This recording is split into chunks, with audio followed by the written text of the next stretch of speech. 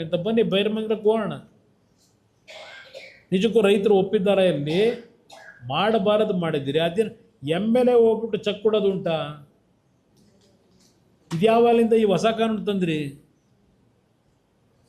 ಯಾರಾದರೂ ಭೂ ಸ್ವಾಧೀನ ಪ್ರಕ್ರಿಯೆ ಮಾಡಬೇಕಾದ್ರೆ ಯಾರೋ ನಿಮ್ಮ ಲ್ಯಾಂಡ್ ಅಕ್ವಿಸೇಷನ್ ಆಫೀಸರ್ ಇರ್ತಾನಲ್ಲ, SLO, ಅವನು ಅವರ ಹೆಸರಿಗೆ RTGS ಮಾಡಬೇಕು, ಚೆಕ್ ಕೊಡೋಕ್ಕೆ ಬರಲ್ಲ.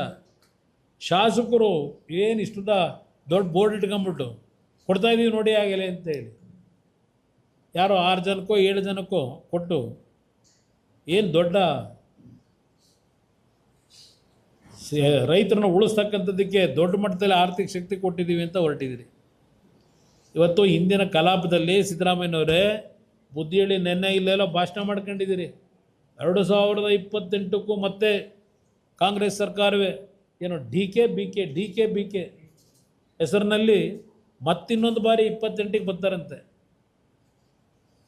ನೆನ್ನೆ ಅಸಹ್ಯ ಆ ರಸ್ತೆ ನೋಡಿದ್ರೆ. ಏನು ಹೇಳಿದಿರಿ ನೀವು? ನಿಮ್ಮ ಸರ್ಕಾರದ ಕಾನೂನಿನ ತಂದಿದ್ದೀರಿ, ಯಾರ ಮೇಲೆ ಕೇಸ್ ಹಾಕಿದ್ದೀರಿ? ಇವತ್ತು ಜನ ಓಡಾಡೋಕ್ಕಾಗದೇ ಇರ್ತಕ್ಕಂಥ ರೀತಿಯಲ್ಲಿ ಕಟ್ಟಿದಿರಲ್ಲ ಬ್ಯಾನರ್ಗಳು. ಯಾವನಪ್ಪ ಅಧಿಕಾರಿ?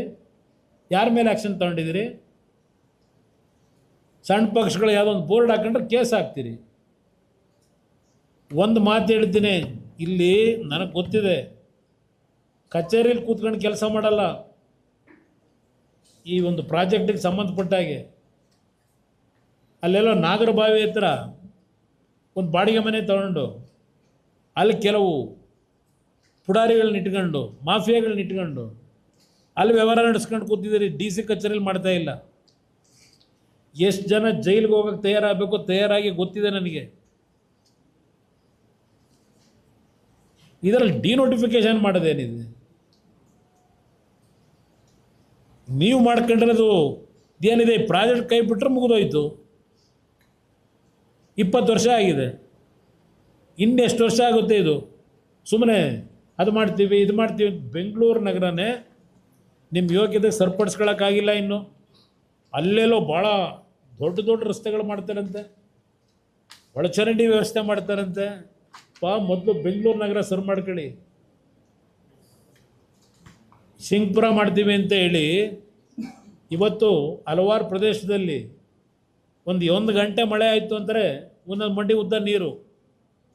ಮಳೆಗಾಲ ಶುರುವಾಯಿತು ಅಂದರೆ ಅದು ಯಾವುದೋ ಸಾಯಿ ಲೇಔಟು, ಮನೆಯೆಲ್ಲ ಖಾಲಿ ಮಾಡ್ಕೊಂಡು ಹೋಟ್ಲಿಗೆ ಹೋಗಿರ್ತಾರೆ ಒಂದೊಂದು ತಿಂಗಳು. ಇದು ನೀವು ಮಾಡಿರೋ ಅಭಿವೃದ್ಧಿ. ಬೆಂಗಳೂರು ನಗರ ಸರಿ ಮಾಡಿದೆ, ಅದೆಲ್ಲ ಅಲ್ಲೆಲ್ಲ ಹೋಗಿ ಟೌನ್ಶಿಪ್ಗಳು ಮಾಡಿ ಈಗೇನಪ್ಪ ಮಾಡ್ತೀರಿ? ಅದೇನೋ ಹೇಳ್ತಿರಲ್ಲ, ಕುಮಾರಸ್ವಾಮಿ ಮುಖ್ಯಮಂತ್ರಿಗೆ ಏನಪ್ಪ ಅರ್ಧ ಅಂತ ಹೇಳಿದಿರಲ್ಲ ಮೊನ್ನೆ ತುಮಕೂರಲ್ಲಿ. ನೀವು ಅರಿತಿರೋದು ಇದೆಯಾ? ಅರಿಯಕ್ಕೆ ಕೊಟ್ಟಿರೋದು ರೈತರನ್ನೆಲ್ಲ ತೆಂಗಿನ ಗಿಡ, ಅಡಿಕೆ ಗಿಡ ಕಣ್ಣಿಗೆ ಕಾಣ್ತಾ ಇಲ್ವಾ ನಿಮಗೆ? ಯಾವ ರೀತಿ ಬದುಕ್ತಾ ಇದ್ದಾರೆ ಜನ ಅಂತ ಹೇಳಿ. ಇಲ್ಲಿ ಸಸಿ ನೆಡೋ ಕಾರ್ಯಕ್ರಮ ಬೆಂಗಳೂರಿನಲ್ಲಿ 15 ಲಕ್ಷ ಸಸಿ ನೆಡ್ತಾರಂತೆ.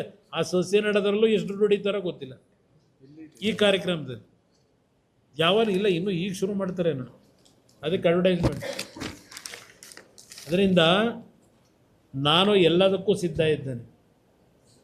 ನಾನು ಎಂದೂ ಸಹ ಜನವಿರೋಧಿ ನೀತಿ ಮಾಡ್ತಕ್ಕಂಥದ್ದಕ್ಕೆ ನನ್ನ ಸರ್ಕಾರದಲ್ಲಿ ನಾನು ಆಸ್ಪದ ಕೊಟ್ಟಿಲ್ಲ.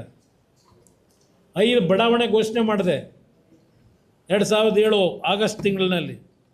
ಯಾವೊಂದು ಸ್ವಾತಂತ್ರ್ಯ ದಿನಾಚರಣೆಯಲ್ಲಿ ಶಿವರಾಮ್ ಕಾರಂತ್ ಬಡಾವಣೆ, ಕೆಂಪೇಗೌಡ ಬಡಾವಣೆ, ವಿಶ್ವೇಶ್ವರಯ್ಯ ಬಡಾವಣೆ, ದೇವರಾಜ ಅರಸು ಬಡಾವಣೆ, ಹೀಗೆ ಹೊಸ ಬಡಾವಣೆಗಳನ್ನ ರಚನೆ ಮಾಡಬೇಕು ಅಂತೇಳಿ ತೀರ್ಮಾನ ಮಾಡಿ ಅದು 20 ವರ್ಷ ಆಯಿತು. ಶಿವರಾಮ್ ಕಾರಂತ್ ಬಡಾವಣೆ ಇನ್ನೂ ನೀವು ಮನೆ ಕೊಡಲಿಲ್ಲ. ಕೆಂಪೇಗೌಡ ಬಡಾವಣೆ ಏನಾಗಿದೆ? 20 ವರ್ಷ ಬೇಕಾ?